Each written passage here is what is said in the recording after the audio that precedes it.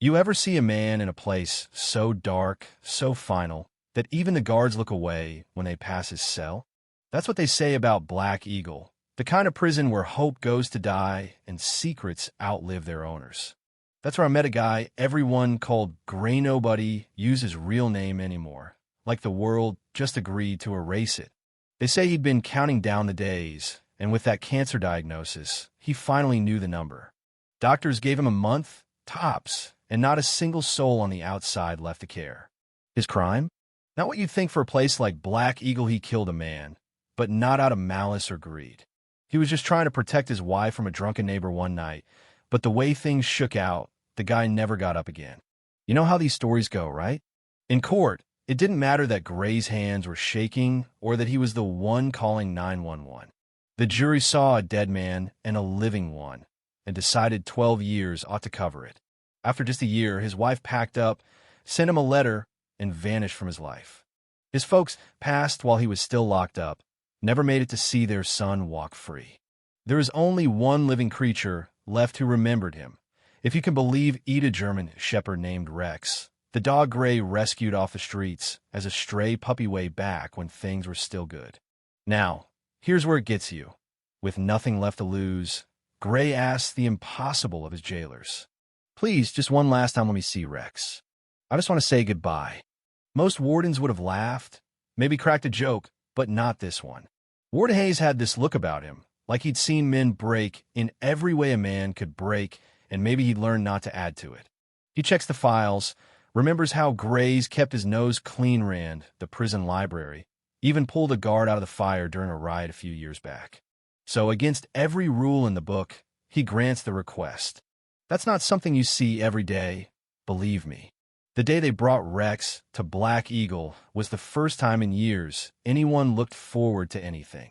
A couple of volunteers walked the old shepherd down the long hallway's 10 now, which is ancient for a dog that size, muzzle turning gray, back legs shaky. When they opened the cell door, there's a hush you could feel the air shift, every eye watching. But instead of a Hollywood reunion dog leaps, man weeps, something else happens.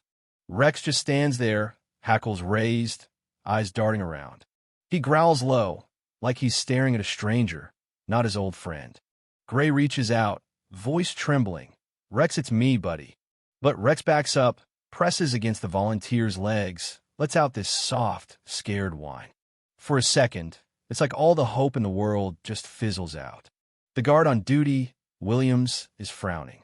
Dogs don't forget their people, he mutters, more to himself than anyone. There's got to be something else. He asks Gray, when's the last time you saw the dog?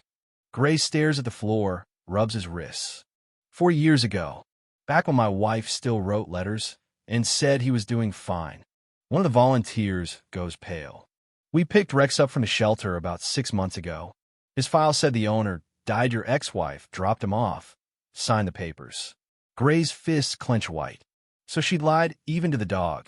Let him think his whole world was gone. You ever see a heart break twice in the same minute?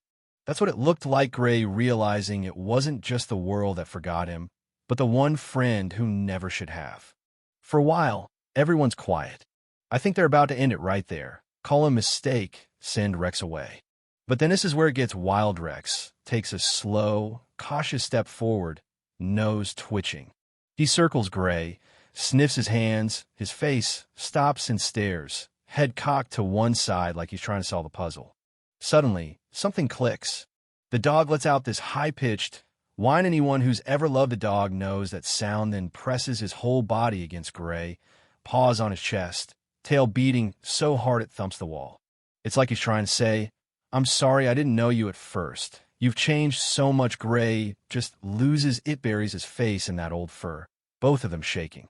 Nobody says a word, but you can feel the air loosen. Even the warden wipes his eyes, pretending it's just dust in the cell. He remembered, the guard whispers, and I swear for a second, it feels like something sacred, like maybe forgiveness is real after all. 2 days later, Gray's gone. Cancer finished the job prison started.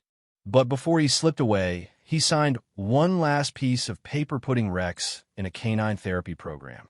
Now, instead of growing old in a cage, Rex visits inmates all over the state, spreading a little bit of what's left of his old friend.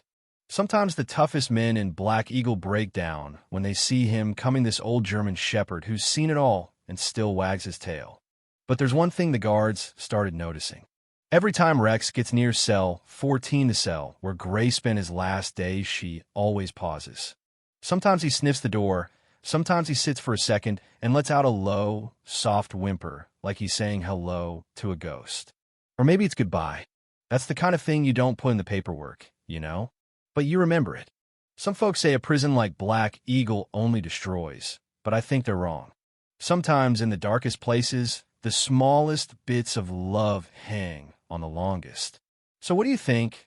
Really, was it right for Gray to pay with his life for a single mistake? Or is there room for mercy in a world that's so quick to judge?